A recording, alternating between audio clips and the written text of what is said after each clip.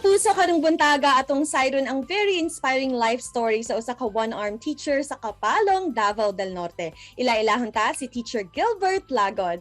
Hello Sir Gilbert, good morning ug welcome dito sa At Home with GMA Regional TV. Kamusta po kayo? Hello, good morning sa tanan sa Mindanao. Okay lang ko, attorney. So far so good po. Sir, unang-una pwede ba nimo i-share sa amoa ang storya nganong naputol ang imuhang right arm? Ito siya way back 2007. Graduating ko ato sa college. Nagtabang ko sa akong parents kay every harvest season mangod diri sa amo kay akong parents mga farmer man na may umayan. So every harvest season nagauli jud ko or naga-help jud ko. At kato nga time tingklas ito siya pero ni absent lang jud ko kay para lang tabang ko sa amo ang basakan sa pag-harvest. Tapos without knowing nga ingato din mahitabo nga ma-aksidente ko nga sa kato nga pahitabo maputol di akong kamot.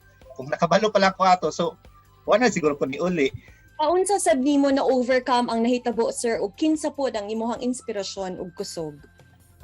Kato nga moment medyo nahugno jud ko kay syempre at the simple glance lang nawala na ang kuan ako isa kamot and then pero think positive jud ko kay ngano left-handed mangud ko ang nawala sa ko is right hand pero left-handed ko daan so ingon ko nga laban lang ta labi na sa akong parents ingon ko nga tay ka balakab napa akong isa ka kamot napud ako ang mind nga mao'y mag lead sa ako para sa akong kuan pag huna-huna kung unsay maayo angay nga buhaton so mao to siya and then despite nga mag self pity ko mag bukmo ko, maglugmo ko nga mawala na kong hope kay disabled na ko. So gihimo na ko siyang kuan, inspiration, gihimo na ko siyang courage nga magpursige nga dapat laban lang sa life. Biskag ingani na ta. So ipa-prove na ko sa mga pamilya nako ug sa katawhan nga at least biskag na ingani ko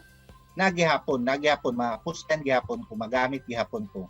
Karon usa na sab ka teacher sir no kinsa pod ang nag-inspire nag-motivate pod sa imuha nga magtudlo? During manggod sa kuan katong diri na ko sa nga nag-graduate na ko. Every time nga ni mga event diri sa mo sa kaning community, mga barangay or municipal kanang na mga competition sa school, ginakuha ko nila mag-train, ginakuha ko nila mag-coach para sa competition. Ma-cooking ba na siya biskag unsa so mo to siya and then mo to sige gyud sila og dasig sa ko nga pag teacher na lagi kay sayang imuhang talent sayang imuhang skills tapos para mapuslan pod sa mga bata ma-share pod nimo sa mga bata o sa uban pa. As a teacher Sir Gilbert and based on your experiences pod unsa man ang imuhang mga natun-an sa imuhang kaagi?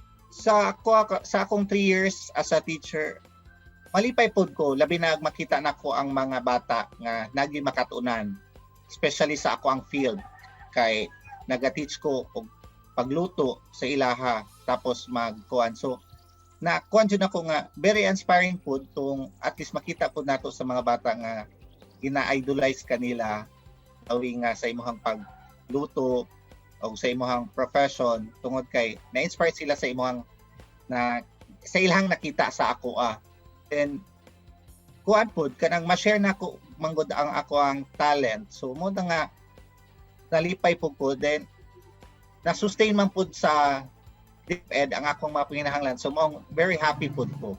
Despite sa nahitabo sa imuha Sir Gilbert unsa sa tan-aw nimo ang edge pod nimo sa ubang tao?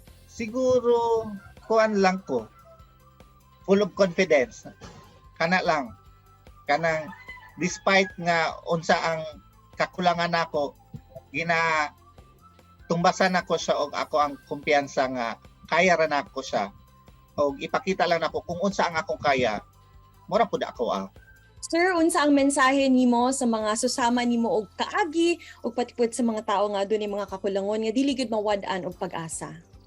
Sa mga kaparihan nako nga nay mga diferensya or mga disability so ayaw ikaulaw I know nga kitang tanan ay mga kadaiyahang talent or abilities.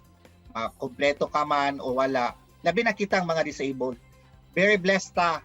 Kaya nga no, na gihatag niya sa atoa sa Ginoo tungod kay basig nagtuta nga dili ta love kay manong gihatag tag disability, pero challenge man gud ni sa atoa kay ngano kanang despite sa atoang diferensya sa lawas, na mga skills, na mga talent nga gihatag si God nga kaya nato ipakita compare sa uban nga mga kompleto nga dili nila kaya. I-adapt lang nato, tapos kung natay mga abilidad dako man siya magamay, i-love nato siya, ipakita kung dili nato ikaulo ipakita sa mga tao, i-share nato para sa maka-inspire pud ta sa uban.